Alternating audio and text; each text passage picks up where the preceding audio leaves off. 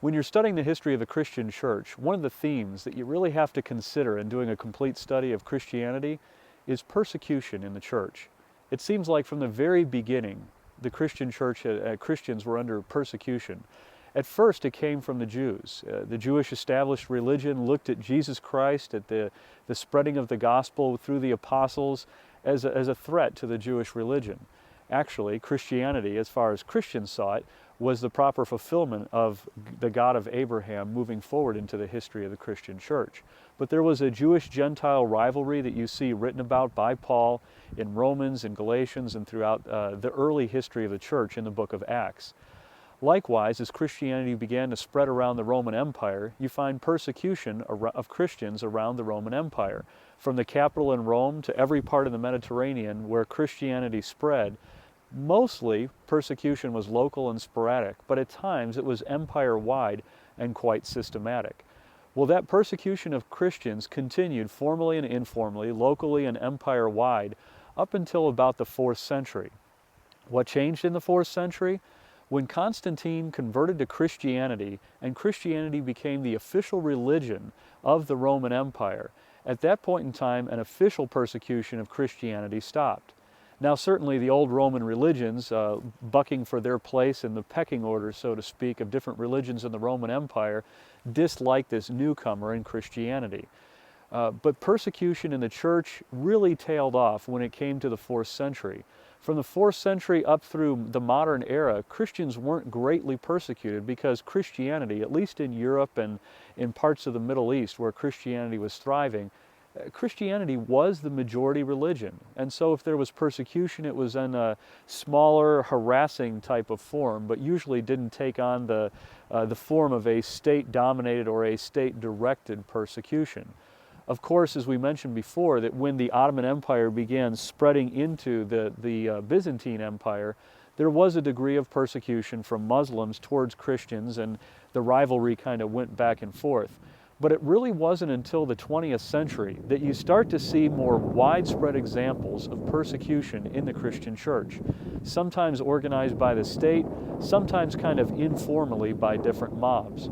Well, what caused this recent upswing in persecution in the 20th century? Why is it that there have been more Christians martyred, for example, in the 20th century than all other centuries of the church combined? What gave rise to this?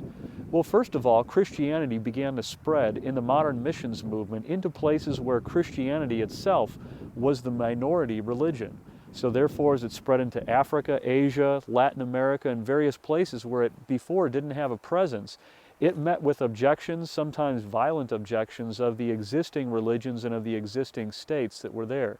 People not knowing what Christianity was all about may choose to persecute Christians, seeing it as an upstart cult or an unacceptable new religion on the landscape of their own countryside.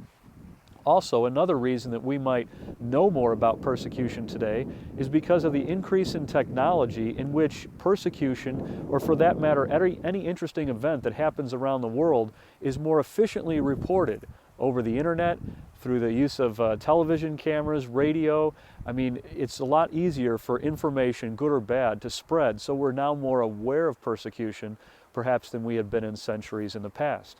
And also, Christianity has been growing in general. As the world population continues to grow and more people in terms of quantity are Christians, the persecution per capita, even if it remains somewhat the same, would increase overall as the world population continues to increase dramatically in the 20th century. Also, however, there have been factions among Islam. There have been persecution issues from the statewide church in communist-controlled countries, sometimes state-run, sometimes informal, but there seemed to be somewhat systematic persecution of Christians in various pockets around the world. At times it takes an informal form. It's just like beatings of a mob. The mob will come through, maybe this could be in Ethiopia. Somalia is another example where there's rampant mob beatings of Christians. India is another place that's gained, lately there's gained some notoriety, unfortunately, for persecution. Radical Hindu factions have been going from house to house, finding Christians, rooting them out, especially leaders in the churches, and either destroying their houses, destroying Christian businesses, beating up Christians, and many times the Christians are displaced from their homes, their businesses, and they have to flee to some place where it's safe to live. Others stay there and continue to spread the gospel, but oftentimes they move away someplace where it'll be safe.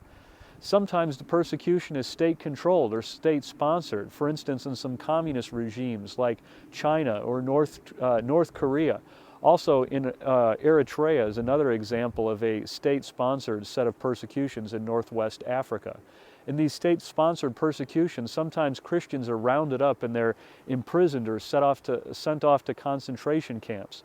In Eritrea, the Christians are sometimes put in these small metal boxes that don't have enough ventilation, and oftentimes they're not let out to go to the bathroom or take care of other issues that they have, so they're just deplorable conditions that Christians have to exist in.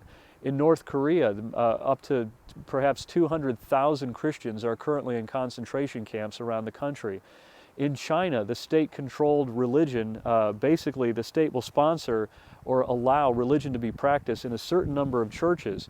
But if you don't agree with that theology, or if you don't go to one of those churches, if you want to worship separately and have some freedom of religion, you have to meet underground in secret. And of course, you're subject to all the fines and penalties that go along with being found there. Many Christians in China meet underground in homes and in other places wherever they can, but there's constant persecution of Christians even at a statewide level. So persecution has increased in the 20th century, and you may wonder, where is it going to go in the 21st century?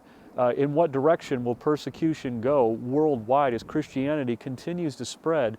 And these trends of this 20th century, will they continue into the 21st or will they not? Some people feel that things will become more peaceful as time goes on, but the Bible tells us that toward the end times there are going to be more wars and rumors of wars. We see a description in Revelation of a 7-year period of tribulation where the Antichrist will be persecuting Christians in a systematic statewide way. We see the wars, the battles of Armageddon, of Gog and Magog.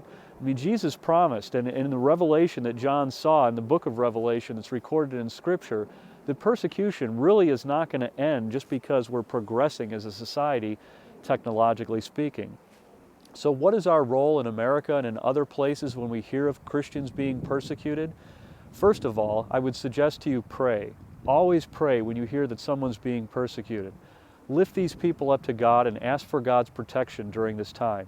Find ways to support them and encourage them whenever possible. As an example, Voice of the Martyrs is an organization where you can find out more about where Christians are being persecuted in a variety of ways around the globe and find ways to support them. Sometimes children who are orphans now because their Christian parents have been killed, there will be a fund set up to take care of them, and that's one way that you can help as well. I guess in the United States we don't think about persecution a whole lot because we feel like, maybe we have it well, it's happening someplace else. But even in America, there's persecution on a variety of levels. And that's the key behind persecution. It's not always murder, it's not always imprisonment, it's not always confiscation of property. Sometimes it's just people teasing you. It's like social persecution. Sometimes it's financial persecution. Maybe someone won't do business with you because you're a Christian. You could be mocked as someone with a PhD in a Christian field because, you believe in God or something of that nature. Persecution can take on a variety of forms. It could be physical, it could be intellectual, it could be social. But when it comes right down to it, pray for people who are being persecuted, encourage those who are being persecuted, and never ever let up on the Great Commission to go out and make disciples of all people everywhere so that the truth of Jesus Christ, the good news of the gospel, can continue to spread even in the face of persecution. Well, that'll be fun to talk about this week in your churches. God bless you. We'll see you later. See you next week.